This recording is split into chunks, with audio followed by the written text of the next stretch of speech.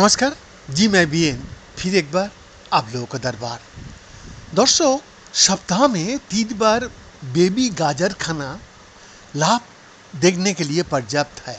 हाल ही में हुए एक अध्ययन में पाया गया है कि हफ्ते में 3 बार नाश्ते के तौर पर बेबी गाजर खाने से युवा वयस्कों में त्वचा के कैरोटीनॉइड का स्तर उल्लेखनीय रूप से बढ़ जाता है।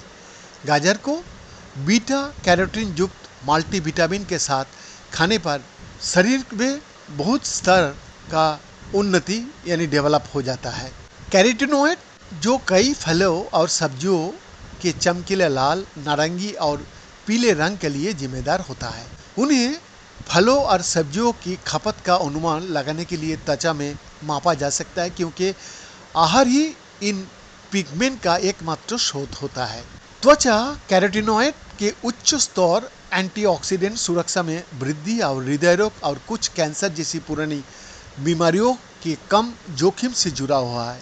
ये मार्कर बेहतर त्वचा स्वास्थ्य और प्रतिरक्षा कार्यों को भी दर्शाता है।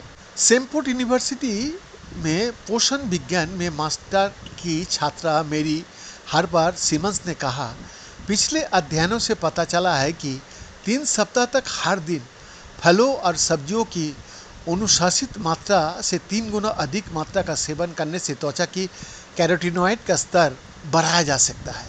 हमारा निष्कर्ष बताता है कि एक छोटा सरल आहार संशोधन नाश्ते के रूप में बेबी गाजर को शामिल करना त्वचा के कैरोटीनॉइड संचय को काफ़ी हद तक बढ़ा सकता है। सिमंस ने 29 जून से 2 जुलाई तक शिकागो में आयोजित अमेरिकन सोसाइटी फॉर न्यूट्रिशन की प्रमुख वार्षिक बैठक न्यूट्रिशन 2024 में अपना निष्कर्ष प्रस्तुत किया। अध्ययन के लिए शोधकर्ताओं ने 60 युवा वयस्कों को यादृच्छिक रूप से समूहों में विभाजित किया, जिन्हें ग्रेनी स्मिथ शेप के स्लाइस यानी नियंत्रण 100 ग्राम लगभग आधा कप बेबी गाजर बीटा कैरोटीन युक्त मल्टीविटामिन सप्लीमेंट या बेबी गाजर और सप्लीमेंट के संयोजन का 4 सप्ताह का हस्तक्षेप प्राप्त हुआ।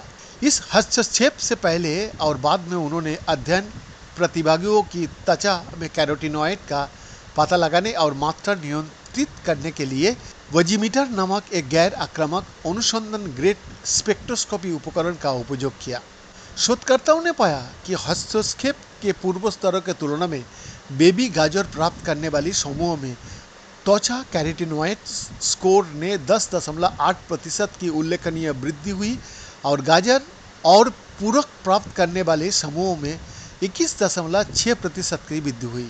नियंत्रण समूह या केवल पूरक प्राप्त करने वाले में त्वचा कैरोटीनॉइड के स्तर में कोई बदलाव नहीं लाया।